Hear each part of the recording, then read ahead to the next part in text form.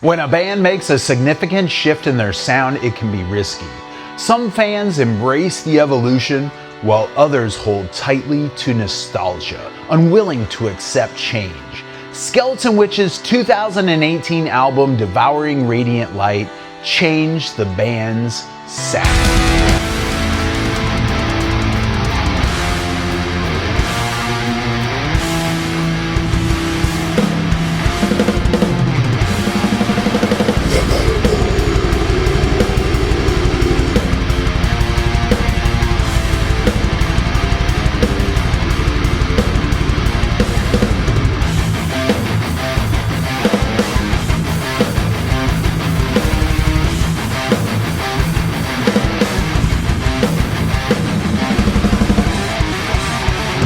Skeletonwitch are a metal band from Athens, Ohio, formed in 2003.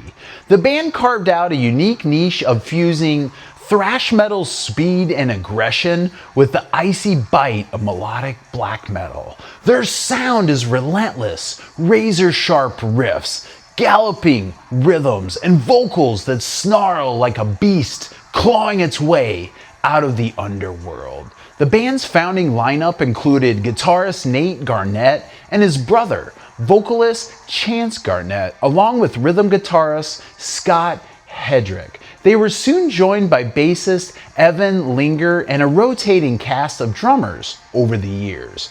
Their debut album, At One with the Shadows, dropped in 2004 and set the tone for what was to come. Blistering speed, dark themes, and a refusal to compromise. After the debut album, Skeletonwitch released 4 more albums from 2007 to 2013, including fan favorites Beyond the Permafrost and Forever Abomination. I was aware of the band but never really heard a full album until 2011's Forever Abomination. Great songs on that album, including The Horrifying Force and the song of Ash and Torment. Complex writing, but with added bite and snarl.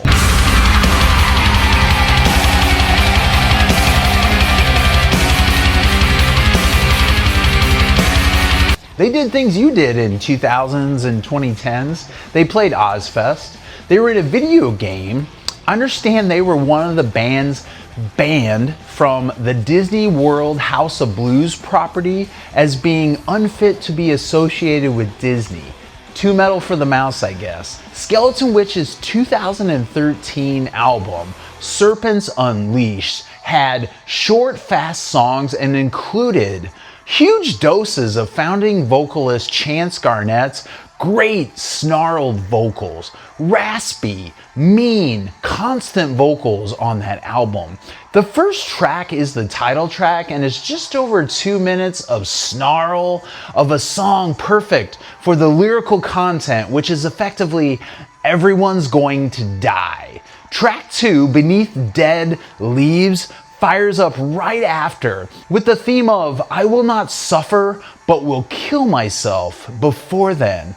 Popular track 3, I Am of Death, its themes are not any different either, with it getting the nasty job done in less than 3 minutes.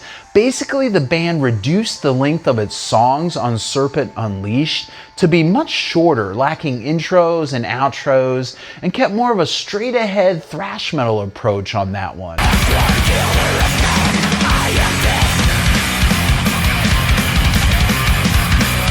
In 2018, Skeletonwitch found themselves at a crossroads with the next album. It would be the first full-length album since parting ways with original vocalist Chance Garnett in 2014. It is widely known that he had alcohol abuse issues. When a band makes a significant shift in sound, it can be risky. Some fans embrace the evolution while others hold tightly on to nostalgia, unwilling to accept change. With Adam Clemens stepping in on vocals, the band embraced a more atmospheric and expansive approach to their blackened thrash roots. The result was a bold and dynamic record showcasing Skeletonwitch's willingness to push beyond their established sound while still delivering the raw intensity their fans expect. In fact, their 2018 album, Devouring Radiant Light, marks a bold evolution. It leaned into atmosphere and melody without sacrificing the band's signature intensity, showcasing that Skeletonwitch could grow without losing their edge. From the opening moments of Fen of Shadows, it is clear that Skeletonwitch has evolved. The song stretches beyond 7 minutes, an ambitious choice for a band known for fast, blistering tracks. Instead of diving straight into a thrashing assault, Fen of Shadows builds tension, layering melodic tremolo riffs with an almost hypnotic, icy atmosphere. Clement's vocals are deeper and more menacing than Garnett's, adding a weightier, more sinister presence to the mix. On this album, the guitars are often used to tell a story rather than just have face-melting riffs. The guitars ebb and flow to build big moments in the songs, even in an uplifting way at times.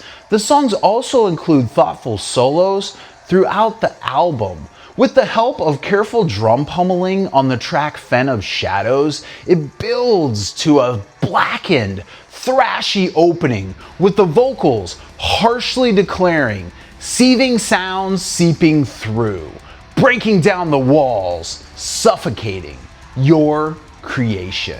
It's almost too perfect of a start to a sound change sparked by the vocalist change. The song explodes in its latter half, but the patience shown in its opening sets the tone for the album that it isn't afraid to take its time.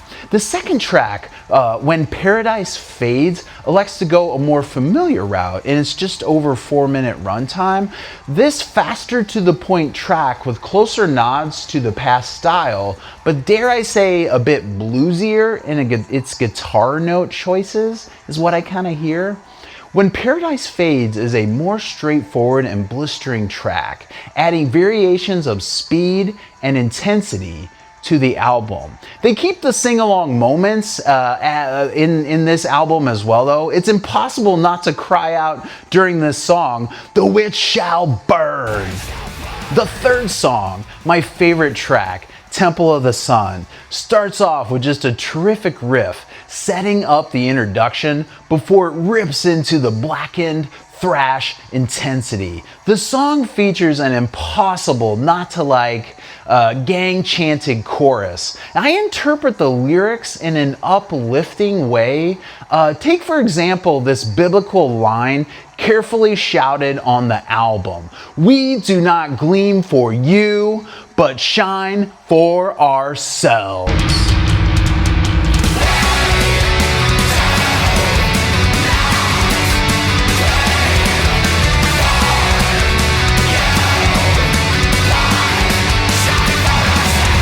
Devouring Radiant Light marked a significant thematic shift lyrically for Skeletonwitch.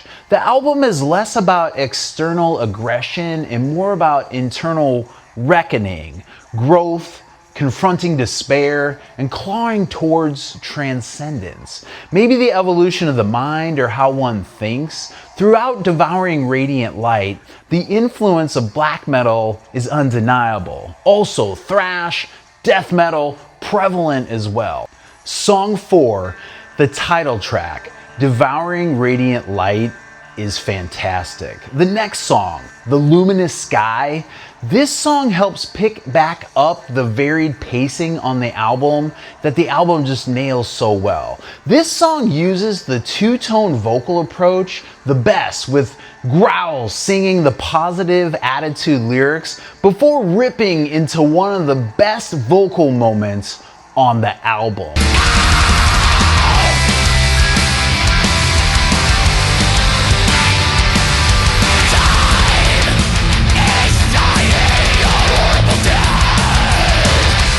The mini EP within this album is the almost 9-minute long song called The Vault. It's melancholic, sweet, sincere guitars crying out. It builds for almost 5 minutes before this phrase is screamed: "Follow the road that's set before with perseverance evermore." Lyrics can be interpreted in so many different ways on this album, but I think The Vault is about your impending death. It ends by blending the guitar notes back to the melody that started the album in a really excellent kind of songwriting way, and it's beautiful.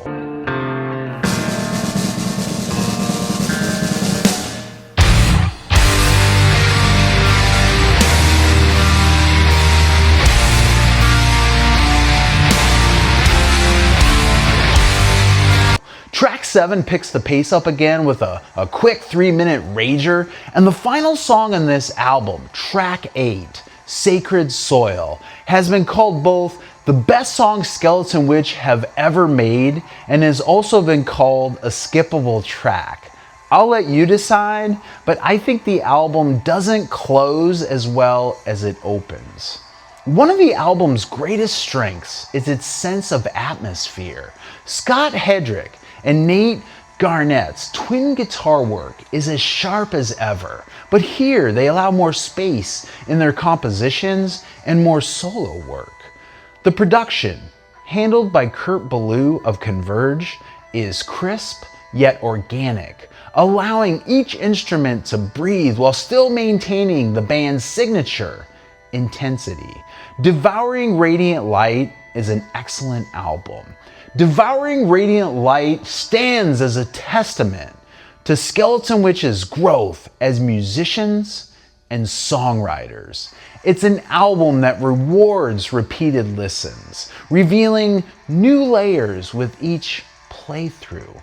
Once the album starts, it's hard to stop without playing through almost the entire album.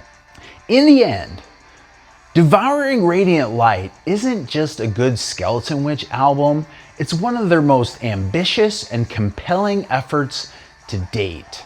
By embracing change rather than fearing it, the band has crafted a record that stands as both a reinvention and a reaffirmation of their place in the extreme metal landscape. For fans of black and thrash looking for an album with depth, atmosphere, and ferocity, this is essential listening. This is an underappreciated album. Even at the time of release, I think people were underwhelmed by the lack of face-melting songs and instead got opuses that build and grow as the song develops. But it was a stark change from the prior album. If you were pissy about the musical change, which I understand, give this album another chance. Think of it as a different kind of melodic death metal band, if that helps. As of this recording in 2025, it has been Skeleton Witch's most recent output. As I can glean, they have not toured since 2019. The only time I saw Skeleton Witch was in November 2013, and it was just after Serpents Unleashed was released. Skeleton Witch opened for Black Dahlia Murder that night. Interestingly, Wolfhammer opened that show as well. Great show, great performances that night. The last whiff of any new music from Skeleton Witch was cited by a Metal Injection clickbait article in 2022, vaguely referring to new music being created, but really that's all we've had since then. And if this is how Skeleton Witch's legacy ends, it's on an excellent note. But I do hope for more. Skeleton Witch's 2018 album, Devouring Radiant Light, is a 10 out of 10 pugs. That's it! The Metal Pole!